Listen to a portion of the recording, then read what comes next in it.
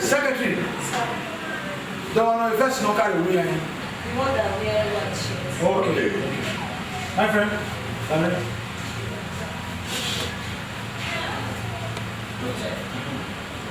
Oh, yeah. What's your word?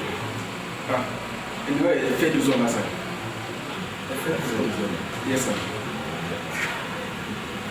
You're very, very. Yeah. Well, you are not. A fed is all like Naya, a do so like Duzola, a Yapum, a do so like Duzola, a Yasep,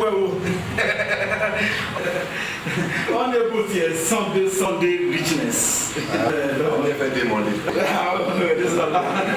That was well, why are you? Yes, sir. That was where are you computers? Picture for you. So, wow, preacher computer because I only need to Kakabo. Mune computer ya de na reko. If you say when you go deep pass, computer power ni amuke Japan na tie ezela nyam. Amami no e operator me na ba o operator ezela nyam. Anyway, I want my living. You are pretty smart to see. Salo gitu. Come on, so you're right. I hear you. You come on now.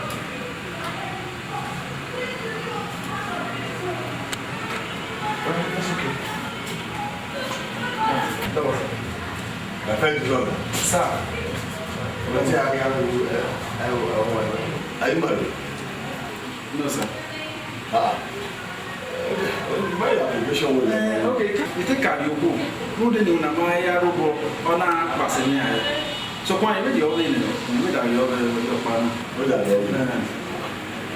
As a married man, you show where it's all my project, our message was still very family. I manage, and I'm very tight on the bit. No making $1. You hear from us. And then, what's your name? That's it. Butter.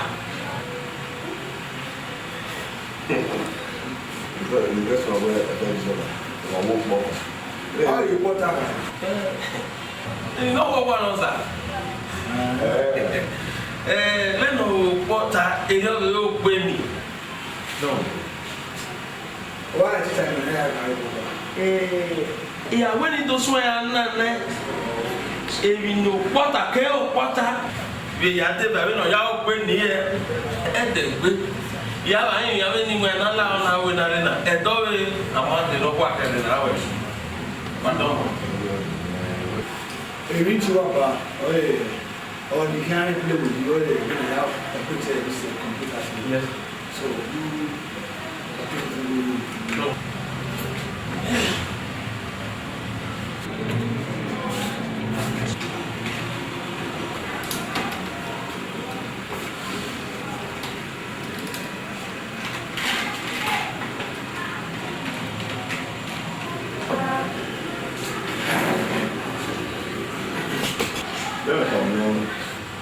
Bonina Camunasa. Babu. Yeah. When I buy your last piece of work, What I saw was even I said, oh, yeah, I wouldn't go as you got down. If I say, said the car. Now, where were singing man? Now, why I wouldn't follow. Why I was singing my salary? I can't know if I was even a year. I will win an idea. When you in my house. Everyone says, that's okay. You hear from us. I don't. we'll give a function. I will teach. That's fun.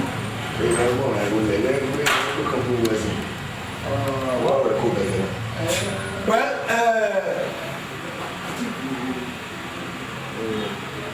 let's say keep on buying. I think. Oh, yeah. How are you? Well, can you operate a computer later? yes, sir. I can.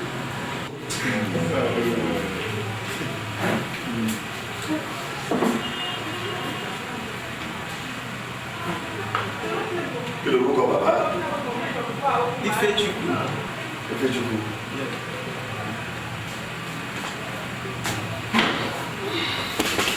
Well, Solomon, Joseph, Ifejuku, you will hear from us. Thank you, sir. Bye-bye. Well, why is that where you can travel my summer? One I make why you and I need to be entertaining late. So 8 is 8. 8 are the dots right here. Is that clear? Bye-bye. So secretary,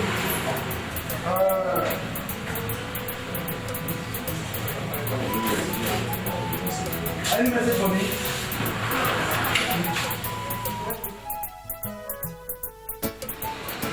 Come here. Don't have the same man. Come. Loud the woman. Okay. What about what you will? Oko, you guys made that so good. Why can't I come on? Any man, I'm not telling you when my auntie with that dog. Oh, yes, it's been on your very good. I'm not having a way. You couldn't be there. Well, how am I? My will. When I will. Oh, that's right. When I will hit that dog, then we'll go one. Who put it on the wrong one?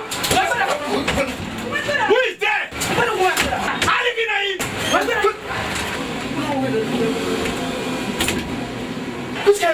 on with our eye. Eh? Oh, we know you're on with our eye. Who know that the women are walking there? He come over him. Oh, boy. I know you. You know, we are more 20. Oh, get that. What's doing? I say, you're going to back on Revano. I'm going to drag you on this thing. I want to embarrass him. I'm not going to lava. No matter what I'm doing. It's time I go out again. And thank you, Zola. And thank you, Zola. What's your problem? Oh, are you mad? Oh, give me your that's stupid. You matter more hanging. Oh, what time? You matter more hanging. Look, my friend, you better take your time. Mr. Domoso. Let me warn you for the first and last. While you wait down one, you'll be fired. Come on, get up here. Can you imagine? Eh? Sit down here. Nonsense. Now, who are you? Walking is the director of the fan on you. I say, oh no, I'm going to go there. I don't like the whole women when I live there. Say, useless director. Oh, I'm going to now look, I have a wife at all, better than you. You can marry. Oh, what you know? Finish it. Finish it, Bobby. Where are well, I can make it. You got Bobby on me, on you. Easy way. Who must have been? Beg, the director, my man, Oga Bumo day when you are in Van Bome, very nice man. Oh, we are now we are lele. Very, very nice man. So stop us saying, no. If I do that, what stop us saying? That's good. Well, Kere and Akpa, we go, Omiemie, and apart from that, we are on probation from now. What? Wait. No. What? Take up the office. Yes, sir. Act as a manager now. Yes. In the office of Ogunbor. Yes, sir. Come on, you're ready. You see there? Yes, sir.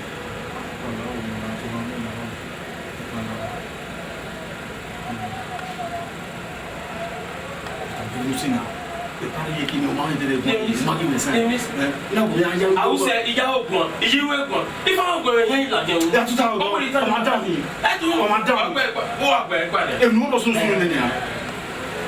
my wife will not say for them. We can go and I didn't know. That's what I want to bad friend. I'm down here. Where does it way? I'm down here. What you go and give me away party? Yeah, this I will go. Yeah, this I will go. Yeah, this I will go. I'm moving out here. Yeah, this I will go. Who is this I will go?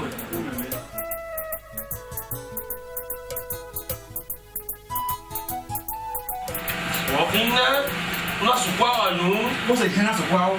I know I will care about coming away. Yeah? When you bust now, you want more money. What has a young way? What's in radio? I must see video. Yes.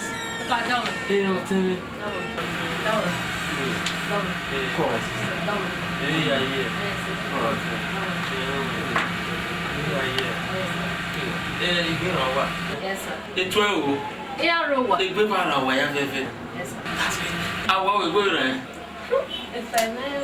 Oh, that's a very good information. Are you a no Come, my dear. Can I help you? If I tell you, the manager. Oh, the manager. Yes, sir. The manager, but I got my If I is confidential. Confidential. You do it, I does. Come, my dear. I think you my way confidential. Yes, sir. When? I think we confidential, right? Yes. All right. Just after. You want to office, right? Thank you. Puta. Who is manager? Oh, my manager will be office here. Who will we get now? Also, no manager. Mama? Well, we are finished with those files now. Try to put it away. Never your own.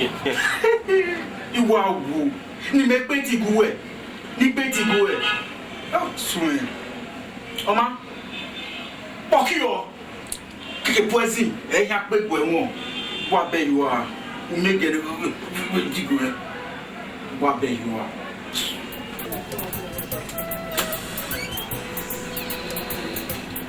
Thank you.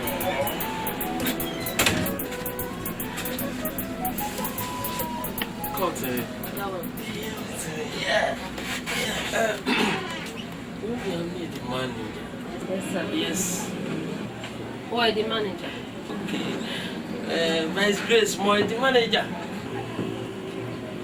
You know you're around the because of the advert in the newspaper.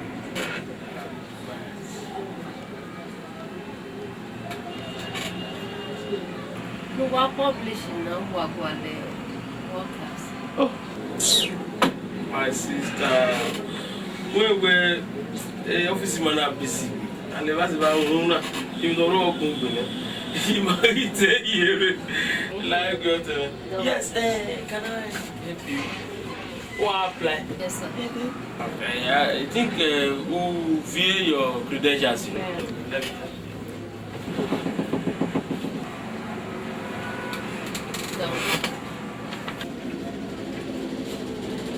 Okay. When we're Agona, Ogona, so that very you might do understand. So you know what we said, man. You know is that Lily Latia with Chane for dinner party, you know. Might want me go dinner party with her, so that since we did the job, when we needed the job, Yes, sir. Might want me go. We can't see what I said. What I said, that.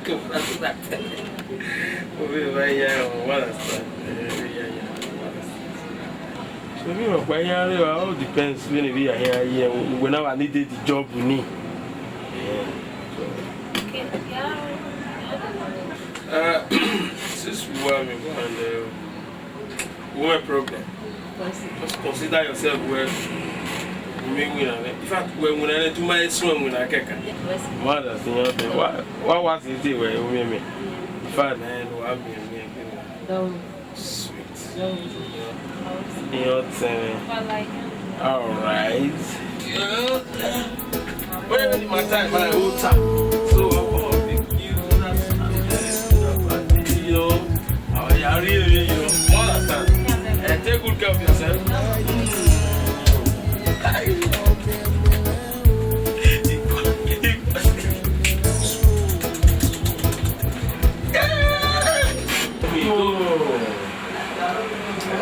But I hear also, like I see manager.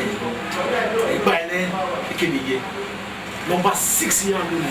He got come where a fair zone.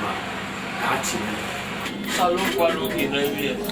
Oh, one of men on a big man. I will know.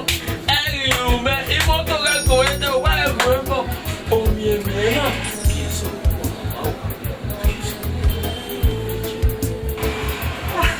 How about we see you?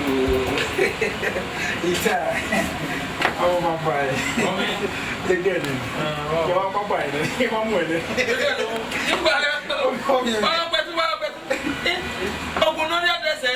I will put your man. Yes, I oh, no, we have a new Lieutenant. Oh, what do you mean? Who did that party? You have a new day, may have put a jeep.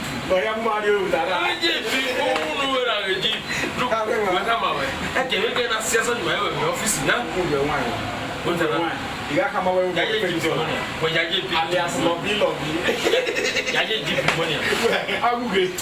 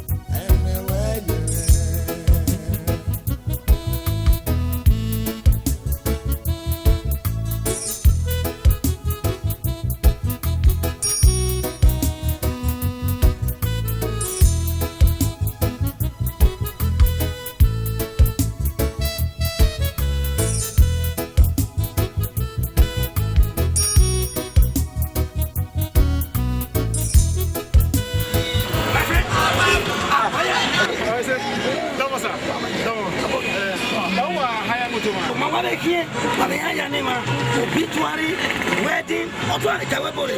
Why I am?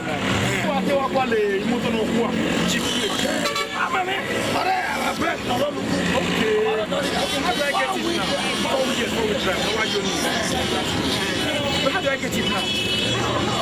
My makeup is making now.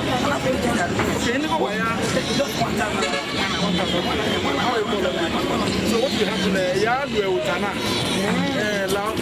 to try no more day. I'll use about 4 or 5 hours. Well, what you have to try to put as soon as you are ready. Well, 1 second again, I pay cash. Where were it? I will call you. Okay, let's have Back to an yes. But we want to get right. No one operator have a computer inside the bank. Yes, computer operator.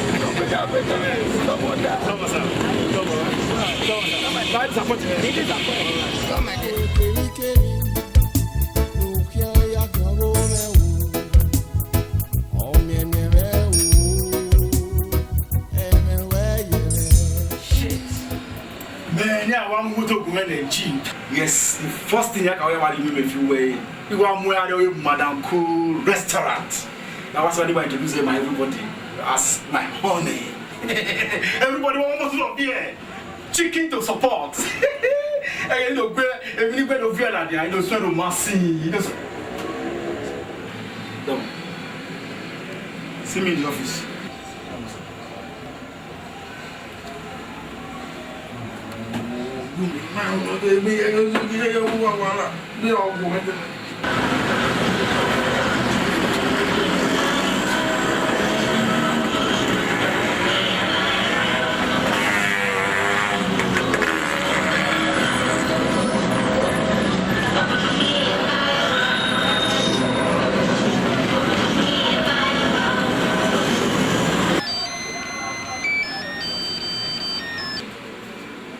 Hello? Hello?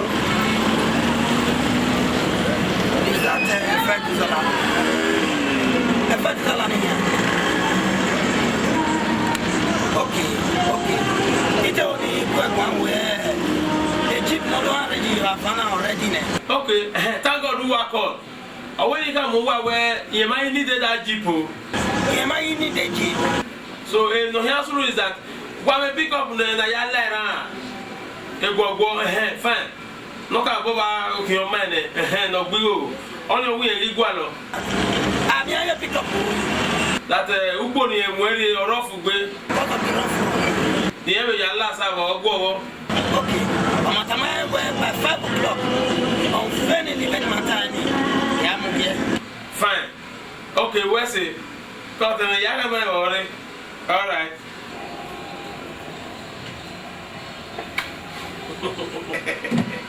I'm waiting a smarty. The woman may be a GP do our Omiemie. Nonsense. You might be I did it, you are Omiemie. Mother Kush cast restaurant. I'm not going to declare. I'm trading me. Not by. Mimi, our boy. Mimi, are you?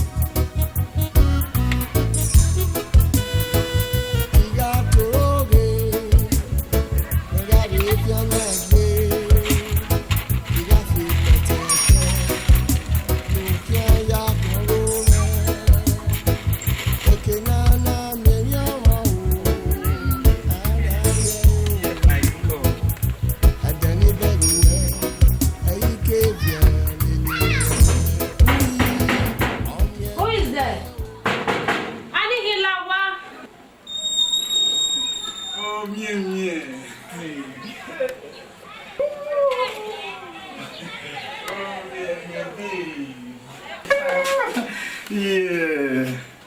Man, you're looking kicking. Yeah. Good job. Oh man, you're risky. Darling, darling. I will see ya. It goes out of another heaven. Patota. Yeah, darling. Good job. Yeah, it goes all over your way. Somebody like you know. It's going on. Oh, why is surprising me? Every time I will see you. Go.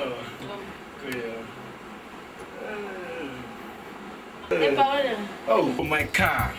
Oh, yeah. Well, the manager of that company now. As a managing director, market when we are here, we show you how you are. I understand. Yeah. So my managing director, the managing director of that very company. Oh, that's if we came in my own now, because of now, you understand? Why the managing director? When you complain, whatever problem you have, consider it solved. Don't worry. Go on. It's going our time. Go on. Oh, no. I ain't telling you. I mean, my work now, you now make my head. That's what we need to do. Go on. Like it's going out with one time. Why you love me more?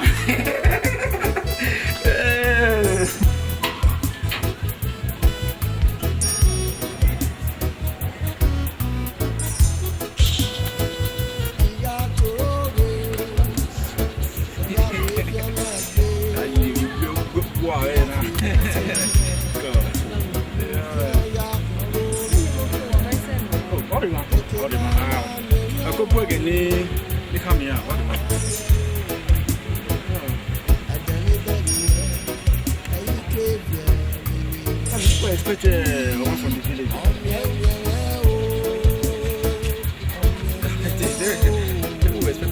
Maybe my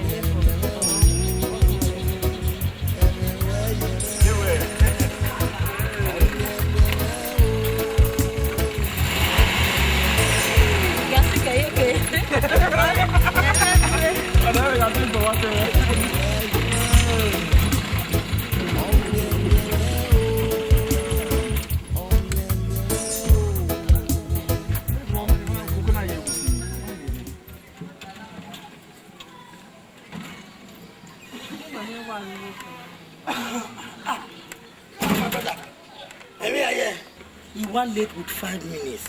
You might expect. So you might know when I move. It cannot be. No, my phone now. Your man in the office who live instruction woman. Erase on my video. How will you pick up a book? Mama, listen. EGHIANRUWA. Adam when you're not. Or Zedia proof. So do who know where EGHIAN? Who clutch it, Baba? What kind of embarrassment is no, listen. They will remember while when he wake a one mobile way, I am with tomatoes. I am orange. I am working so I want to wash it for me. Instead of that 1,000 naira theta, it's now 500. What kind of rubbish is all this? It cannot be the car. This old jalopy car, a whole managing director of my kind of person. It cannot do for this kind of a car.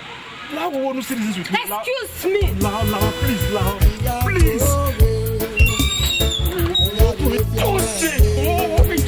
What kind of rubbish is all this?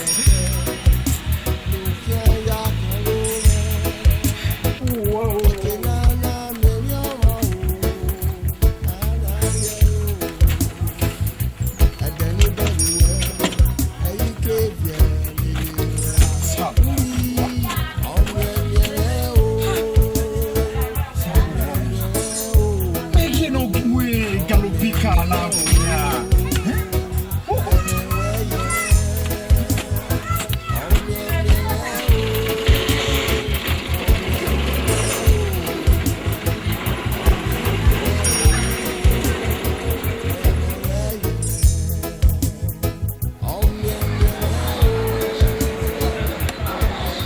Eu. Te fez dos olhos sobre mim, né? Mas não viu bom eu me cura. Muda, e meu pai não ia fit. Lélia. Eu ia ter. Ia qual fio wa. Eto iro ọgbagba ka emiri. Omiemie no sokun soto. Ugbogbo na mi ewogo. Gbo kan la loke. First of all, as you also go. Ni menu egbegba na. Imatagbe ni han. Iba be te kugbe. No sọ̀rọ̀ bọ̀ wá yà jò pé ẹ̀yà gbá mi gbé. Ìyá kásùn yàrá ẹ̀ lórí ẹ̀ ní àwọn Omiemie. Kì yàrá òkà yọ̀ bọ̀ à òkà yà kárí yọ̀ bọ̀ ní.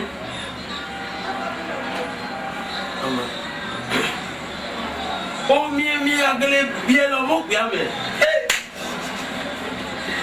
Ibi ẹ̀ka yẹn ayé màná bíẹ́ lọ Amẹ́ríkà. America citizen on the man so I can't hear. Also boy go. Also boy go you. Omiemie is my wife. Whether he likes it or not. Protena. Hello. Omiemie go when e bo pa dai.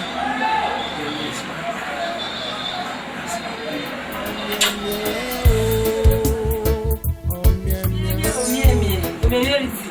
Afana. Ile mi agbo a. Ile ma gbe wa hianga. Kwacho.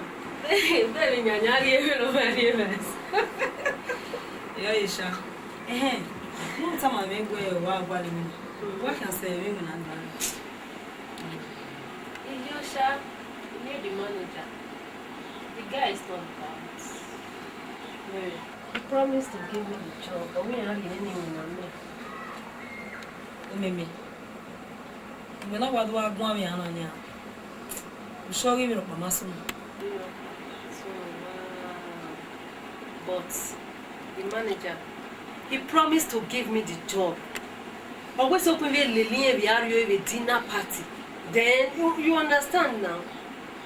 I promise you the job, Abi. I promise you the job. Then I will only at the dinner party. You will not so abonne. You rest assured me, Gassi me, you Gary me, and Gary me, Gassi me, Gassi me. Don't me, you thought I'll go and go work one. What is he? Elenia, he the office. He gave me the manager. He submitted my credentials in Nene, my go for me. He gave la the office. You know me one other guy, no backman. Oh, where Elenia la office, Ivale. Or say one pass site me back in my mind. On a gualomere. You know where my the manager discuss. God you pay me. And I will not tell me. But where is confidential? And I let them hoping that we are going to time on it. Or where they will not go along even now. Or we are wow, Nimunani was on Babana. We want the new warrior party of the time. Then you understand it. Omiemie. Ujo. Waka. Iwe dujo. Imagine here ijo. Ruwa ya gwa mago. You go at the office just near where I mean, dog back. If you ever, we are what dating me. And a river. That game, you not see me get or heck, dear be or ma making a joke. Go out where I'm in. My father is not staying here. My mother is not in this country. I'm a barryman. Am I not living fine? There, or Quamas, go heck and have a young. Near here, my you, it's all you, good counselor. Omiemie. To work by the when you tell about we want to make ajo. Nothing goes for nothing. Where can we lay here? Well, do we measure?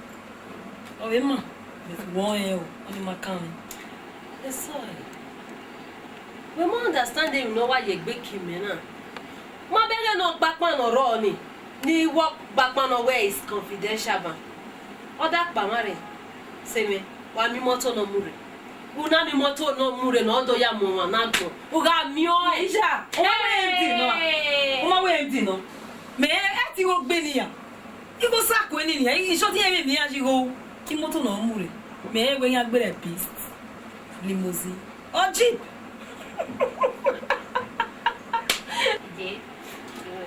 Elvis limousine indeed lemogen no mure ma moto na te utility car imoto we dey ugbo ona bigo he was so bold ona no me gbe ni you expect my big girl Wendy they to one a truck to yam mania I prefer it or wheelbarrow do one mure you wa prefer it down they gave me no see me Oyiemi ni mi o ma ni wo o ja ji ana mi o ma gbe no pa ma nínú pe ayin o ma tan gbe o wa gba pon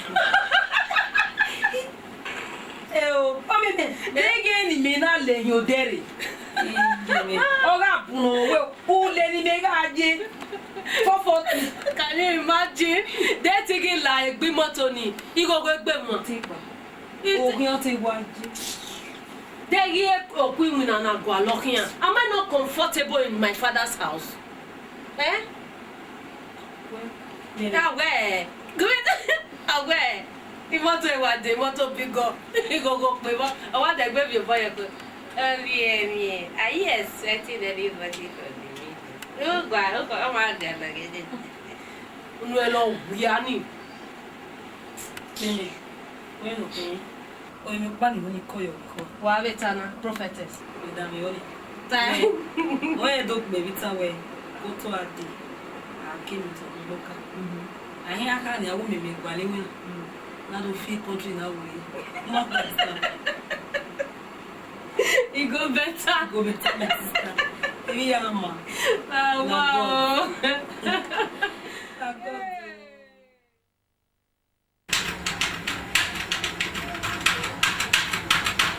First Zola. Oh, even about my son.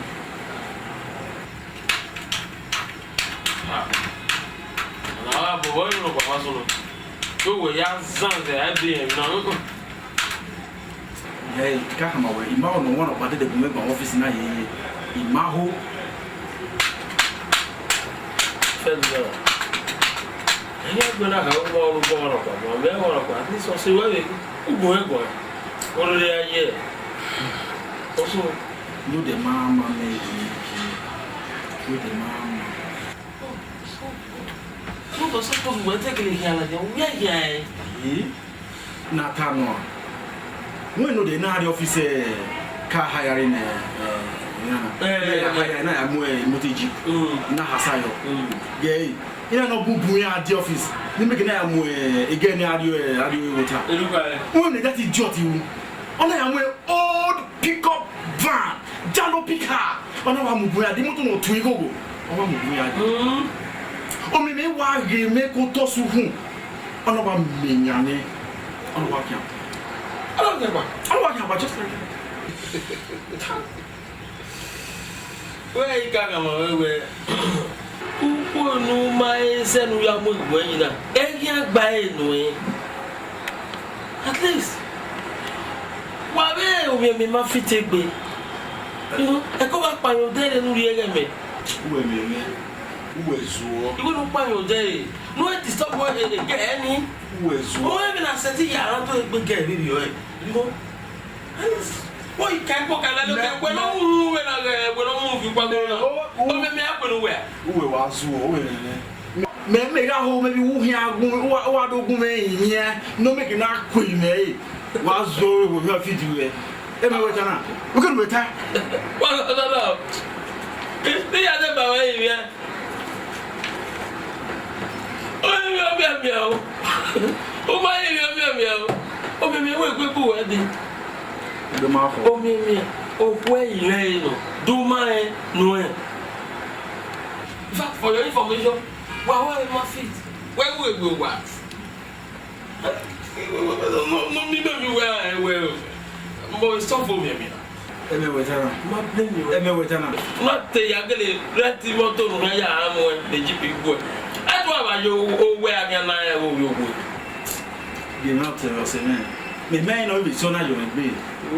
How we are getting me say. Oh my God, how will you go here? We get way being millionaire. I'm not with you. Yeah, who will go? We're not getting near Benin. Hey, he must be chipping Barry. Hey, it was remember, it was succeeding for that. Oh, damn it. And fed to Zola. Wahina? Now, you can come away. Anything will get. Yeah, get and says on my way. But you tell it. I don't think Gamma go to our family. Do you want you are up? Do you get me young? What time? Look, go on, wait till Omiemie office now. Just stop it. Come away. Just stop it. Okay. All right, good. Well, it's a point motor where we are. I will be. We got me 1 million. Who said TV?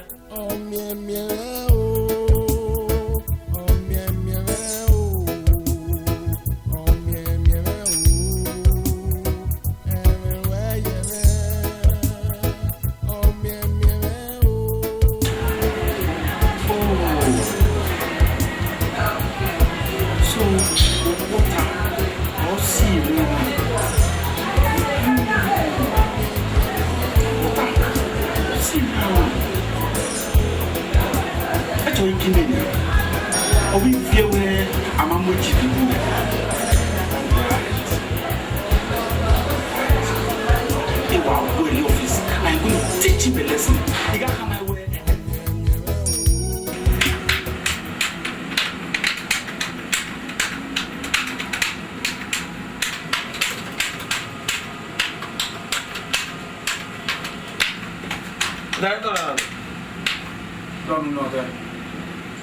Don't know that. If I'm allowed, we if I'm allowed, the man will work. I also know where we know them. Then you know, I will bring a boy, Yanni, higher motor where near motor become nonsense. Well, eh?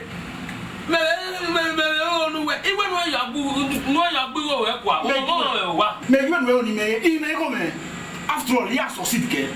And you got a young man, that's succeed. Then one young man, and who will be any man born. And everyone will get a Yamula, the girlfriend. I give a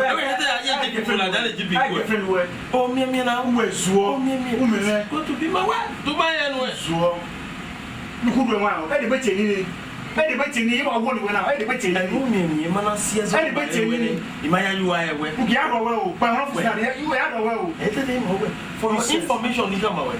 Omiemie is coming to my house this week. Get out from here! Nonsense! Where's Zua? A first dollar. One. Yes, you boy, you are mad. Look at him. Why did you let you go? You are bastard. Nonsense.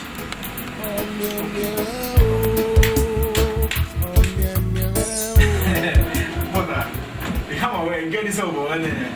Omiemie, you want to be an awesome. But I want to wait cheap car. Man, I want to walk him and I want to flazy walking. Open on a water and laugh with that. I wait. I can't away. And your Omiemie sees on my office. Will you? Now, what you like? Why are they? I mean, don't want to know me. Wait, over the boy. You have got love. Where's Swore? And I want to. No. One week now. Yes, sir. No, sir. I'm not with me. Yes, sir. Quarter. No. Try no quality coming in the office. Yes, sir. No. Yeah. Yes. Chapter close. Yeah, I'm with Fanny. You know, we're not going to. We're sure. And you don't want to. You don't want to. Take time. What's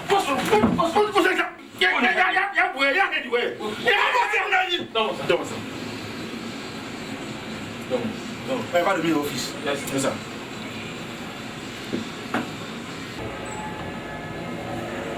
Yeah, people don't want you. And I'm one you.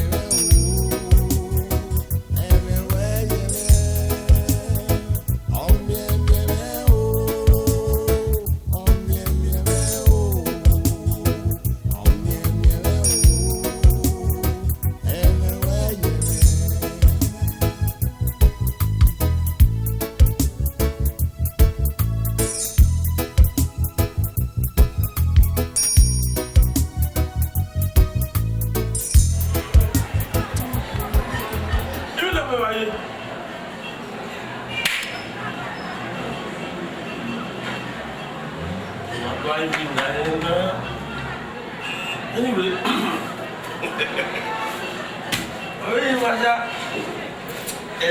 minimum of affair. Omiemie, 7 minutes, me na baba.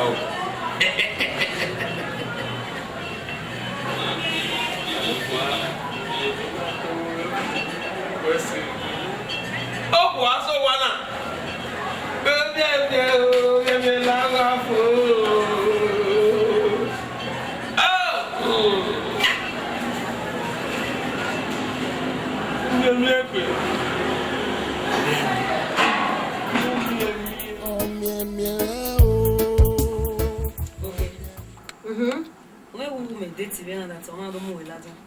Anyway, Mama, one second thought. You come and see if you go as the fever. What's the go when I see a fever? Yeah, we know not. Oh, yeah, when we hear Abby. Tie prophetess, tie. I'll be better with guy. When we know in a gas on here. Again, in Ronaldo, we here money. I comment on my ring and I get some ball. When you know someone now, then the MD now fuck up. No, no, beg, I beg. Well, you know, Gina, we are nice up. Mammy, don't mind it. It is well, I done a married club as my army. Where's it? You know, really? Really? Your address. Gigi.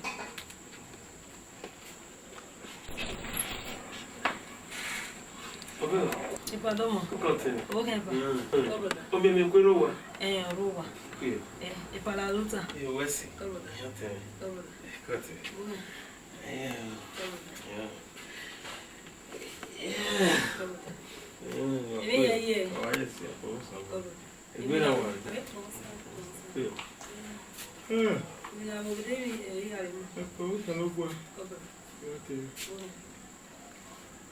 If I don't.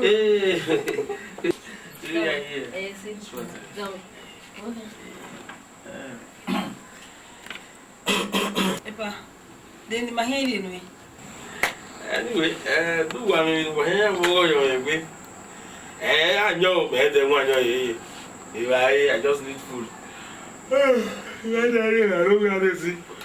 And this food, you have no I by no wrong, my man said. Mama, put my name. Oh, we say about putting what Benin. Bad. Come on, no real like my family. You were something. Yeah. Vamos a lo Oye, también me tengo que tener.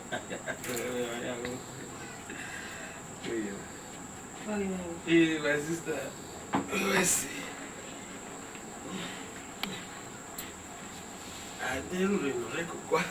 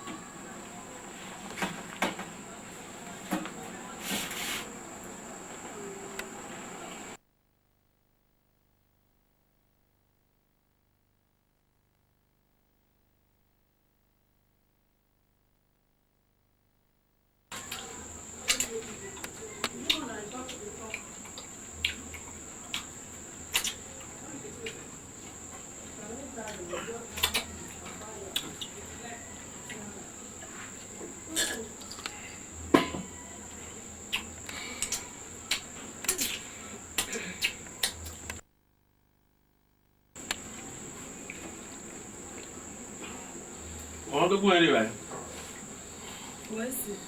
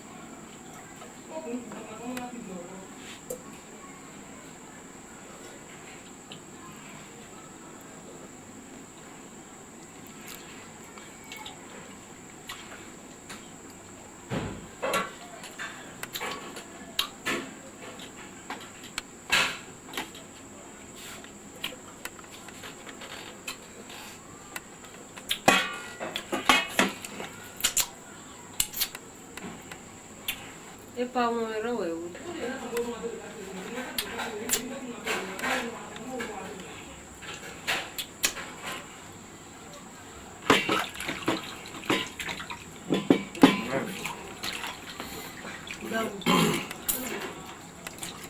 Wa boy by na lebi.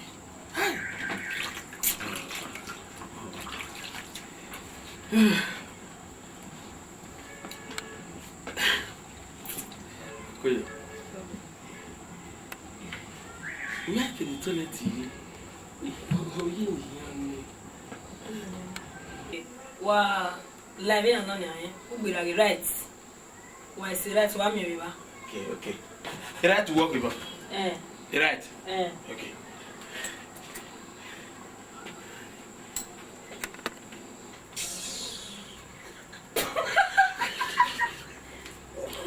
na be bure Useless man. huh Useless man.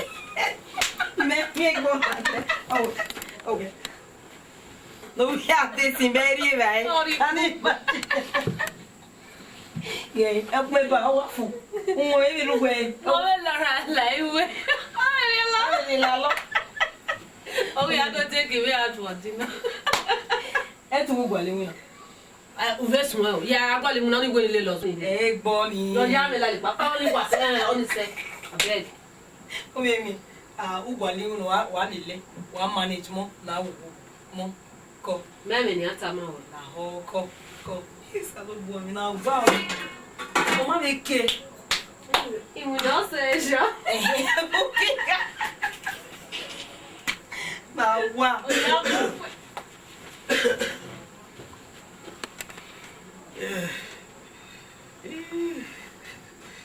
Wakuyo. Ebile ya ye. Ebare. Iri yo bos kere no wa odo. Itore du wa mo se. ni yo bono ni Do wa bi so kere, okay you no stubborn. O wi san kere. But isani ye. Oni isen ba we san wo you know stubborn. But say flush or eat ye kere. Only the idea style no stubborn. They flush, the amen, my and I saw near. In Wahia was suitable, Akun Wayan. Understand so that Aria Melele. da wesi You tell me. wesi Wakuyo. Ola ye do kiss you. I didn't know there. You are very free.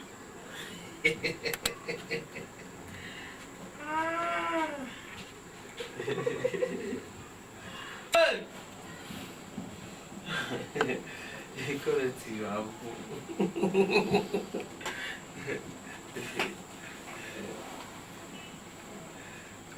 Lao của bạn nhiều thì quá bảo đi vô rồi mà.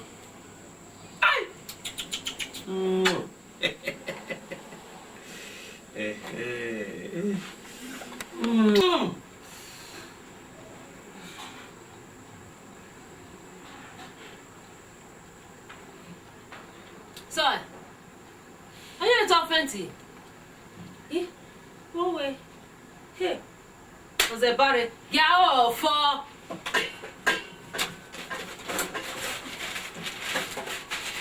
Hey, was a barre.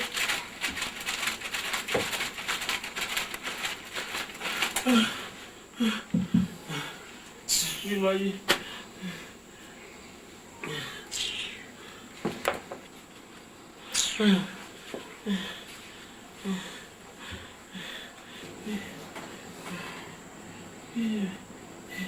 The currency would be easy. My head very well.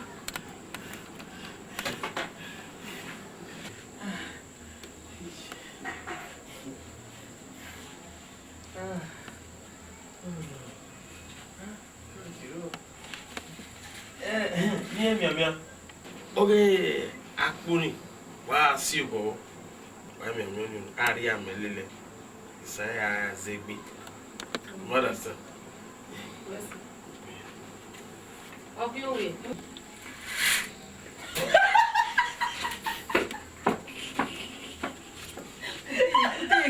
Oh, go more better.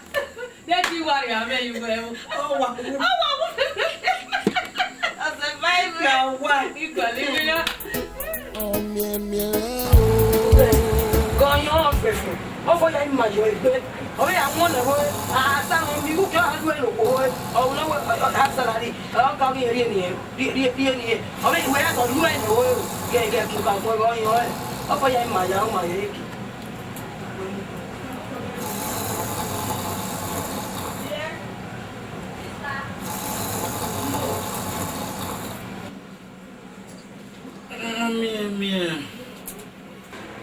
what's the Benin up with your man? Oh, Omiemie. Oh, when you can have what's it? Omiemie. No, sir. Who is Zola? Oh, when the guy get there, a boss of Bona, oh, no, with your boy. Oh, maybe there. Oh, when the Guacana, Omiemie, no. Oh, you must say. And when we're Zona. I was on me. Where's what? Why is also? Me. What's it, man? What's it? Oh, go down here. You have a man nearby. Get out there. Look, Imanami Fanny, eh? Or tough Muabi. If I can say, make it, I did your office. Who am I? The bag will go. I understand. Understand? You are mad. What are we acting manager? Do you active manager? Do you want to fire you? You are mad. Who's who? If I may say, I'm a keep by the woman. Look, get a contract to refine. Or you get a bed. You can't find it. You can't tell you what. What I say? This is a woman. No sense. Look,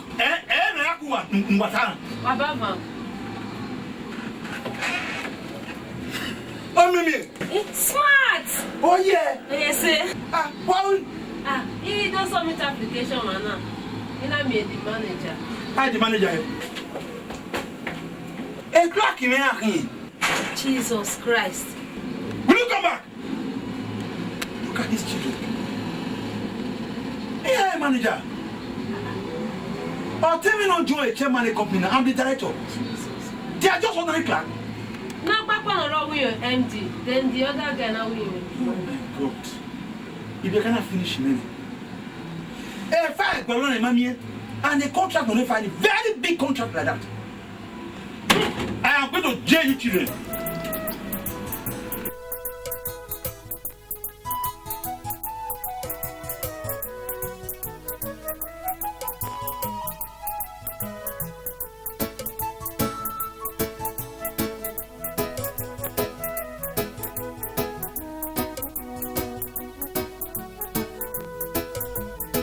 Omiemie.